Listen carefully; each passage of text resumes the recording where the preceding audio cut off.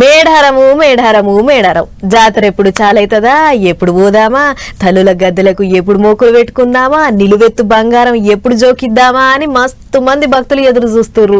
చూస్తా దగ్గర పడుతూనే ఉన్నది పండుగ.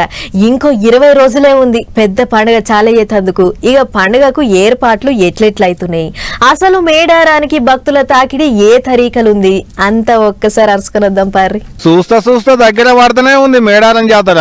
ఇంకో 20 రోజులే ఉంది పండుగకు. ఈ నెల 28వ తారీఖు నుంచి సాలైతది తల్లుల జాతర.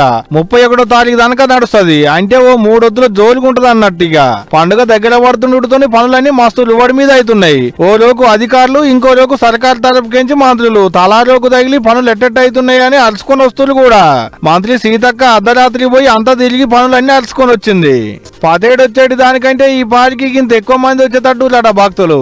ఎంత మంది వచ్చినా ఏ తిప్పల కావద్దని సకల సవలతులు చేస్తున్నారు అన్నట్టు. తల్లుల గద్దెలు, జంపన్న వాగు, క్యూ లైన్లు, పార్కింగ్, గుడారాలు ఇట్ట అన్ని దుక్కుల తక్లీఫ్లు కాకుండా చూసుకుంటున్నారు అన్నట్టు. సొంతంగా గుడారాలు వేసుకునేటోళ్ళకి ఏ తిప్పల లేదు కానీ కిరాయికి ఉండేటోళ్ళకి అసలు తిప్పలంతా. మేడారంలో కిరాయి రూములకు మస్తు గిరాకీ. ఒక్కో రూము 3000 4000. ఏసీ రూమ్ కావాలంటే ఇంకో 1000 ఎక్కువ ఉండాల్సిందే.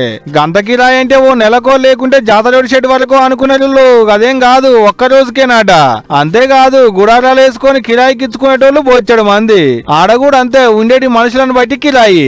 ఎంత మంది ఉంటారో లెక్కేసి ఇంటి లాదులు వస్తే 400 1000 రూపాయల దాకా వసూలు చేస్తున్నారట.